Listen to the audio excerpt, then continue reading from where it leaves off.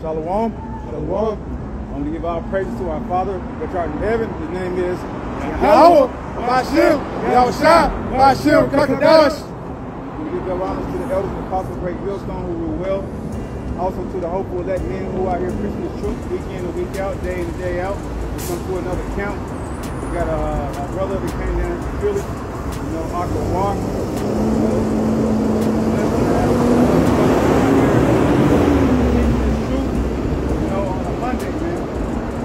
First scripture come out.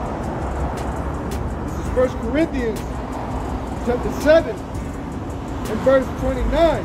With this I say, brethren, the time is short, it remaineth, that both they that have wives be as though they had none, and they that weep as though they wept not, and they that rejoice as though they rejoice not, and they that buy as though they possess not, and they that use this world as not abusing it, for the fashion of this world passeth away.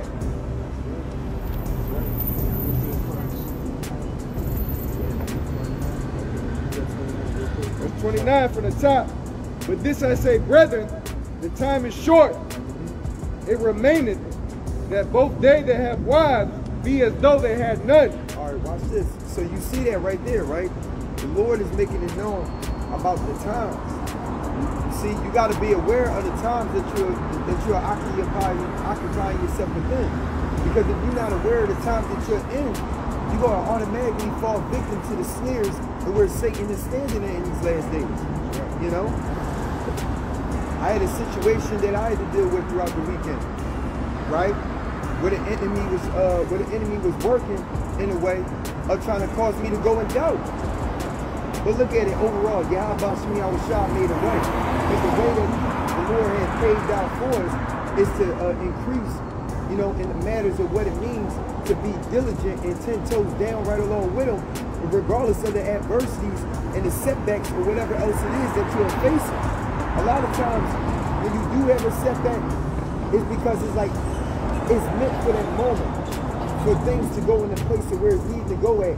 So what you will bring out, it can be perfectly set in place.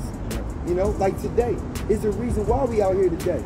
I could have been like, yo, this is what I wanted on Saturday, but it wasn't in the Lord's will for me to be out here on Saturday. You see what I'm saying?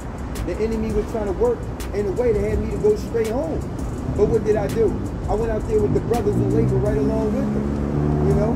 They went there late, but I still made it for myself to show forth of my diligence.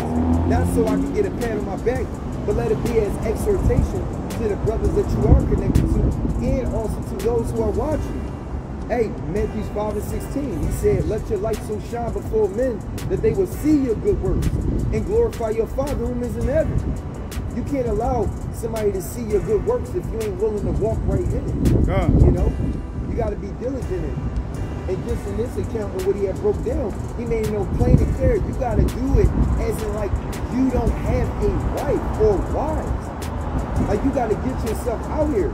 Babylon fall in the day of tomorrow. Your rib or ribs may perish. You don't know. You think Lot knew that his rib was going to perish and turn into a pillar of salt? You know? And I bet you he was the type of individual, because he's a righteous man of the Lord, he was always bringing righteous judgments to her so that she could be one accord with him.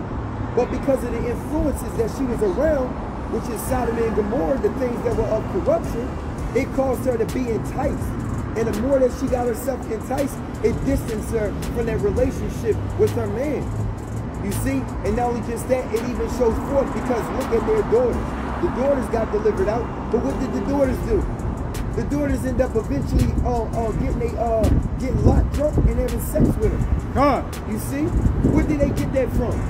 Where did they get that from? They got that from the land of Sodom and Gomorrah, man. The place that the Lord has made it known to destroy.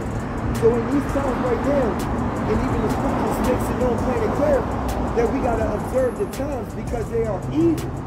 Meaning you want to be aware of what you're allowing to be in your circle.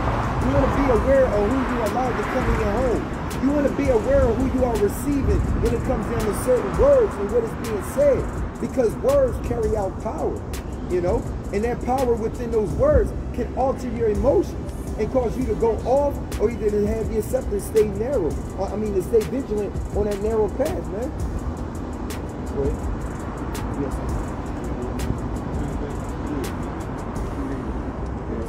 It says, verse 29, but this I say, brethren, that the time is short, it remaineth that both they that have wives be as though they had none, and they that weep as though they wept not.